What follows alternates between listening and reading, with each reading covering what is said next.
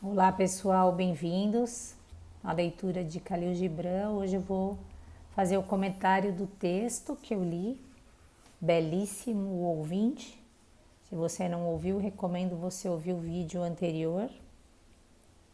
E como eu sempre digo aqui, existem muitas formas de se ler um texto. A ideia é que você possa ler e fazer a sua própria reflexão. E como eu já disse antes, quando você lê um livro, você pode pensar que todos os personagens aqui citados são você. E pensar simbolicamente também, além de você, o que mais que ele está dizendo aqui, né? Sobre o que ele está falando, não apenas dessas forças em você, mas você pode pensar no mundo. Ele disse aqui que nos ouvidos da rosa existe um segredo, um significado que é compreendido só por ela.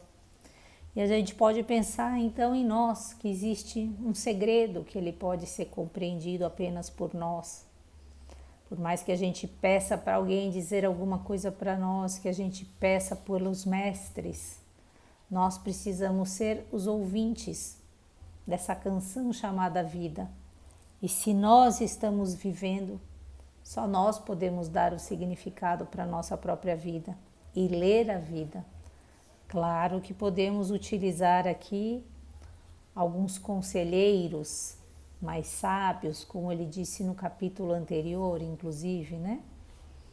Mas precisamos querer ouvir, precisamos buscar. E ele começa nos dizendo aqui quanta coisa não vemos. Ele diz: ó vento, você que passa por nós, ora cantando doce e suavemente, ora suspirando e lamentando, ouvimo-lo, mas não podemos vê-lo.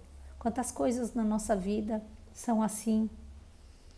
Não vemos porque estamos em dispersão. Ele diz isso no próximo capítulo: a força em sua ascensão, a amabilidade em sua descida e graça em sua dispersão. Então, existem todas essas forças em nós, que ora podem nos jogar para cima nessa ascensão, pode nos jogar para baixo, e nós podemos ser amáveis durante a queda também, e podemos achar graça, inclusive, desses momentos de nossa dispersão, mas com cuidado, para que a gente não se perca e não fiquemos distraídos, porque se ficamos muito distraídos, passamos a ser como esse ser oprimido que ele cita também, né? E não podemos nem ser aquele que se esquece de quem somos, nem podemos ser também aqueles severos ou arrogantes ou aqueles poderosos que estão se achando. E ele nos mostra claramente aqui que existem tempos na nossa vida. Existe o outono, existe o inverno, existe a primavera, que é o momento de despertar. E esse momento é o momento de cada um. Cada coisa desperta no tempo correto na natureza. Em princípio, nós despertamos também no nosso tempo correto. Mas ficaremos esperando esse tempo sem nada fazer? E ele nos diz como estamos vivendo, né? Ele nos mostra que estava a enfurecer no inverno ou dançando em torno do túmulo coberto da neve da noite, estava a se mover languidamente na primavera ou afligido pela perda de sua amada, a juventude de todas as estações. Por que ele nos pergunta como estávamos a viver de novo? Estamos vivendo no nosso centro ou estamos nos dispersando a cada acontecimento? Ele nos mostra claramente aqui que existe a dualidade, existe a dor na vida e existe as alegrias, e ele fala: as almas grandiosas sustêm a dor da vida e silenciosamente encontram as suas alegrias. As duas coisas fazem parte da vida, né? Precisamos viver com esse yin e yang, fazendo essa roda girar. e sempre procurando entender diariamente esse segredo, como é que Deus age através de todas as coisas. Ele diz, e como age Deus com a alma humana, quer dizer, muitas vezes essa alma humana vai ficar ali transtornada, outras vezes se regozijando, e precisamos prestar atenção como é que a gente fica nesse movimento incessante. E esse movimento incessante que ele nos lembra aqui também, não nos lembra da nossa mente, que fica o tempo todo para lá e para cá, pensando, pensando, pensando. E ele diz muitas vezes que vive quando age e perece quando está ocioso. Isso serve para a nossa mente, esses movimentos incessantes, e serve para a gente de uma maneira geral na nossa vida. Então precisamos ter esse cuidado de não ficarmos ociosos e sabermos aquilo que vamos criar com a nossa vida. Podemos ser esse poeta que cria com a nossa vida, que escreve canções e ao mesmo tempo sabendo que essas canções serão apagadas, ou podemos ser aqueles que fazemos nada com a nossa vida, tão volúvel quanto o tempo. Esquecemos do nosso propósito, nosso sentido de vida.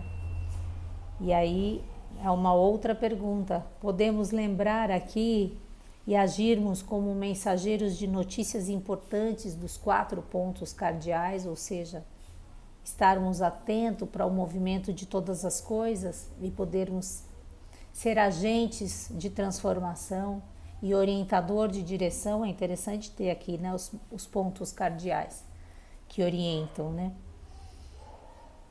E o que fazemos com a nossa alma? Ele nos pergunta o que faz com as tochas flutuantes de nossas almas. Carrega além do horizonte da vida? Ou você está preso na caverna? Ele cita aqui a caverna de novo, arrasta-as como vítimas de sacrifício até cavernas distantes e horríveis a fim de destruí-las. Estamos na caverna do Platão, para quem não conhece o mito da caverna, estamos vivendo, olhando imagens e sombras, achando que isso é realidade, sem buscar o que é realmente a vida. Estamos perdendo a nossa oportunidade de vida nesse momento, mesmo que a vida seja eterna. Essa alma hoje encarnada no corpo seu e meu, essa Jussara vai estar aqui só hoje. E você vai estar aqui só hoje enquanto essa sua personalidade. E se você e eu estamos aqui agora, algum motivo tem. Então, essa personalidade vai morrer, as emoções vão morrer, a minha psique vai morrer, a minha essência vai continuar, mas a oportunidade dessa vida é só essa. Então não podemos desperdiçar. Precisamos colocar a nossa tocha para incendiar. E acho que já falei demais. Para encerrar, ele nos lembra que estamos no exílio. Dentro das dobras do seu manto, o estrangeiro deposita sua saudade. Quem é o estrangeiro? Somos nós, em terra estranha, separados de Deus, separados da unidade. Precisamos voltar. Temos saudade da nossa casa. Às vezes sentimos falta de alguma coisa e não entendemos, e aí compramos roupa, compramos coisas físicas e não lembramos realmente daquilo que temos saudade. E aí, para finalizar, ele nos diz que a vida de todos os ouvintes, né, precisamos ouvir. E o que fazemos quando a gente vê as lamentações dos outros? Eu me lembrei da Helena Petrovna Blavatsky, uma escritora do século XIX, que dizia que ela não sossegaria até que secasse a lágrima do outro, que a gente não deveria deixar a lágrima do outro escorrer na face. Primeiro secar a lágrima do outro, ou seja, ser empático, estar presente. Secar a lágrima do outro significa atuar sobre as causas da miséria, as causas que fazem com que hoje existam gemidos e suspiros. Não podemos acabar com as guerras, nós, as guerras que estão acontecendo em tantos lugares, mas podemos acabar com as guerras internas e aquelas que estão ao nosso lado. Se cada um fizer isso, certamente as guerras, de uma maneira geral, findarão, porque todos estaremos trabalhando, né, para escrever essa nova canção, uma nova sociedade. Uma nova sociedade, ela surge daquilo que fazemos hoje. Estamos plantando sementes, ainda que a gente não possa ver se erguer desses oceanos que ele diz aqui, das profundezas, uma nova sociedade. Estamos plantando sementes, que a gente possa fazer isso juntos, que a vida de todos vale muito a pena e todos nós somos um. Beijos para vocês, pessoal, e até amanhã, se Deus quiser. Lembra de curtir, colocar seu comentário, mandar para alguém se você quiser ajudar esse canal e esse livro chegar a mais pessoas. Estamos quase acabando, agora falta do 12 ao 18. O próximo é Amor e Juventude. Beijos e até amanhã. Bye, bye.